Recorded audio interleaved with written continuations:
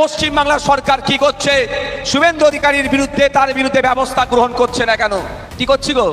এসএফের নেতা পীরজাদা নওশাদ সিদ্দিকী তিনি কি বলছেন সম্পূর্ণ ভিডিওটা দেখুন, সাবস্ক্রাইব এবং বেশি পরিমাণে শেয়ার করে আমাদের পাশে থাকুন। বিওলোকে কবে ফর্মটা ফিল আপ করে জমা দেবো, তাই না?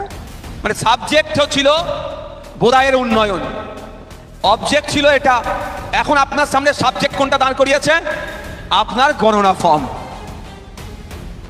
আর এই গণনা ফর্মকে সামনে রেখে মানুষকে হয়রানি করা হচ্ছে, মিথ্যাচার করা হচ্ছে। কিভাবে বিজেপি তৃণমূল মিলে সাধারণ মানুষকে পেশাই করছে তার আমি একটা তথ্য দিচ্ছি, আপনারা বুঝতে পারবেন। শুভেন্দু অধিকারী মহাশয় বলছেন পশ্চিমবঙ্গে নাকি 1.5 কোটি রোহিঙ্গা আছে, এসআইআর করে তাদেরকে তাড়িয়ে দেওয়া হবে। সত্যি যদি 1.5 কোটি অনুপ্রবেশকারী থাকে, অবৈধ প্রবেশকারী থাকে, অনুপ্রবেশকারী থাকে, তাদের বিরুদ্ধে দেশের যে আইন আছে আইন মোতাবেক ট্রিট করতে হবে, এটাতে কেউ দ্বিমত নয়। কিন্তু সত্যিকারের অর্থে কি পশ্চিম বাংলায় 1.5 কোটি রোহিঙ্গা আছে? এটা আমাদেরকে জানতে হবে। শুভেন্দু অধিকারী বর্তমানে যে দলে আছে, কেন বর্তমান বললাম আপনারা কি বুঝতে পেরেছেন?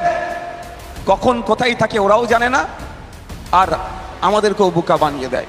আজকে যেখানে রামি আছে কালকে সে চলে যাচ্ছে, ওই জন্যই বর্তমান দল বললাম। যাক, শুভেন্দু অধিকারী মহাশয়ের বর্তমান রাজনৈতিক দলের নাম হচ্ছে বিজেপি।